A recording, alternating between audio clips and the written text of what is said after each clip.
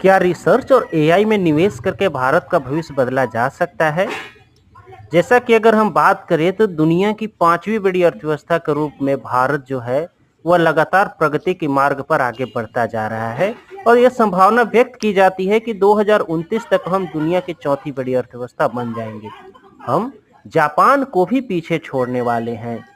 यह तब और भी ज़्यादा महत्वपूर्ण हो जाता है जब कोरोना काल के बाद भी हमने 8% की सतत वृद्धि दर को बनाए रखा, जिस कारण ओवरऑल जीडीपी में भारत एक महाशक्ति के तौर पर आगे बढ़ता जा रहा है।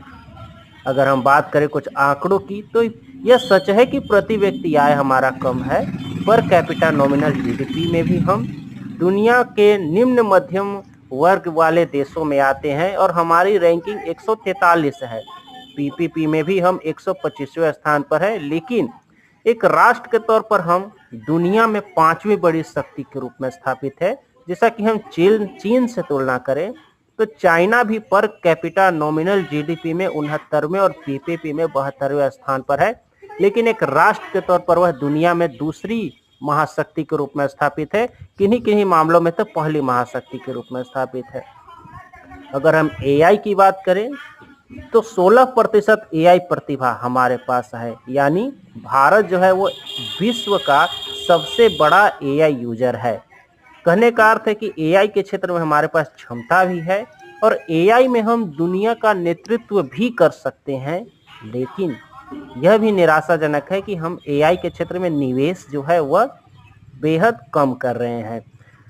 कंपेयर किया जाए तो एआई के क्षेत्र में भारत जो है वो केवल 1.2 अरब डॉलर का निवेश कर रहा है, जबकि अमेरिका ने 109 अरब डॉलर का निवेश कर रखा है, जो हमारी प्रतिभा को कहीं ना कहीं दबाने जैसा है कि हमारे पास क्षमता होने के बाद भी हम एआई में पीछे हैं।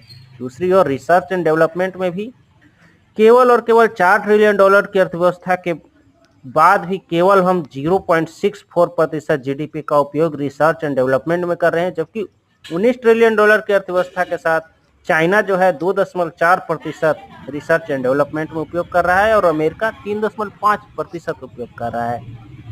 यही कारण है कि मैन्युफैक्चरिंग में भी एप्पल जो है वो इंडिया में केवल असेंबल किया जाता है और मैन्युफैक्चर चाइना में किया जाता है।